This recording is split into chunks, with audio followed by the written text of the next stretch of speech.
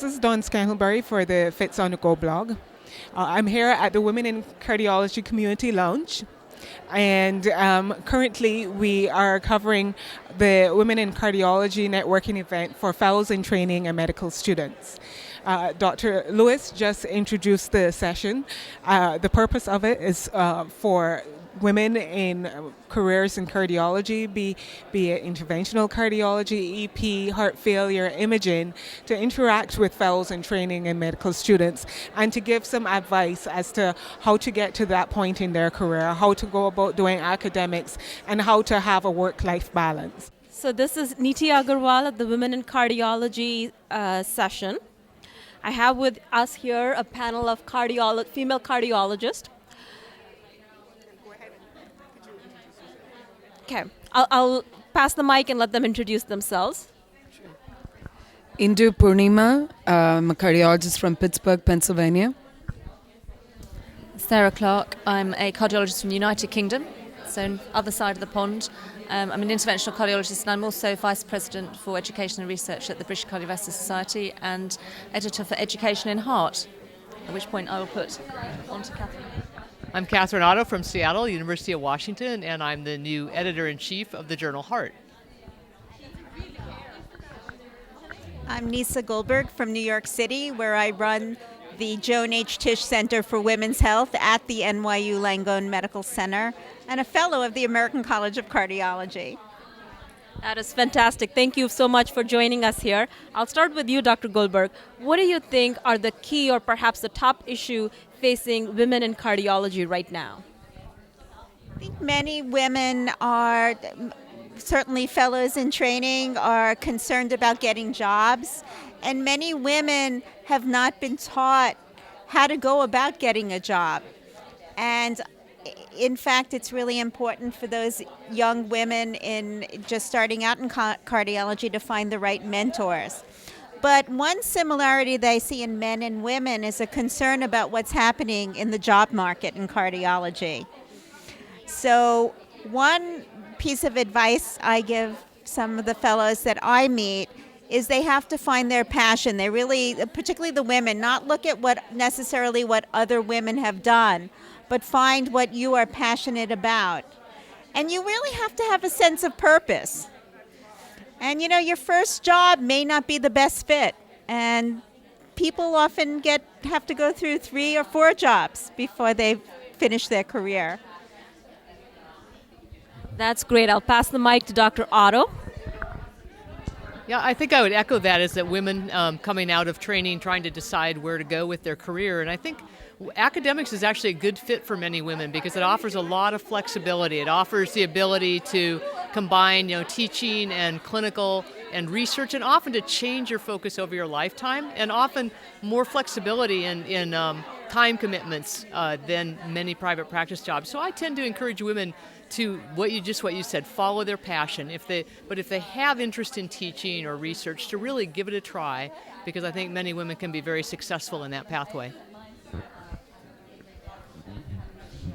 So I think you can do whatever you want to do if you put your mind to it.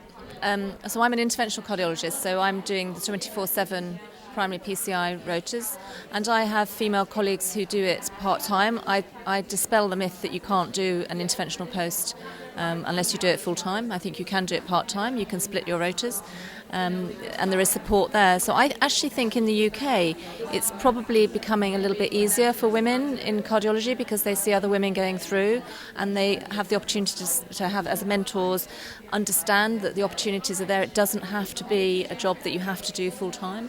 But if you do it full-time, again, there's lots of opportunities. So I just say do what you want to do. I think I would agree with everything what the others have said, but more specifically, I think the most important thing is finding a mentor or finding a role model very early on in your career, because that really helps to guide you as to what to do, and somebody to keep kind of egging you on as you go through this journey. And as a foreign medical graduate, I understand what are the challenges that you face in addition to what you face as a woman in general. So it's very important to find mentorship early on in your career. That's really great advice. If you had to redo your training all over again, what would you do differently or what would you do? And I'll start with you this time, Dr. Poornima. Nothing different at all. I completely enjoy what I do every day. Never regret any of the decisions I've made. So, Same, I wouldn't do anything different. I'd do exactly the same again. I'd probably try and give myself a little bit more time for me. But apart from that, I would do exactly the same again. Yeah, we all are very happy in our jobs. I wouldn't do anything different either. So, but I think the advice to young people would be to do what you're doing to your fullest. You know, when you're being a fellow, be the best cardiology fellow you can be. And you should have an eye on the future, but you should live in the present. And the job you have now is part of your life. And you should enjoy that part of your life too. I wouldn't have changed my training one bit because I thought it laid the groundwork for everything I've done. Maybe there was a job or so in my career that I wish I didn't take, but I think my training was great. That's great. It's glad to hear. I'm glad to hear everybody's very happy doing what they are currently doing and they wouldn't change a whole lot. I guess my next question is, for medical students and residents, the female medical students and residents, what advice would you have for them as they're thinking about a career in cardiology? Dr. Goldberg? Well, first, for residents and fellows, I want to tell them that their career is not going to happen as fast as, communicating through Twitter or Facebook. So you need to sort of understand that things go by slowly, although time does seem to pass very quickly. I really tell them that they have to find an area that they're interested in, but really to keep their eye on the job in the future, like getting your first job. And what people look at when you apply for a job is what value that person would bring to the academic medical center or to a practice. And so I try to encourage them to not only follow the passion, but find what unique skills they can also develop along the way. Well, what I've never understood why all medical students and internal medicine residents don't want to be cardiologists, because it's obviously the most fascinating area of medicine.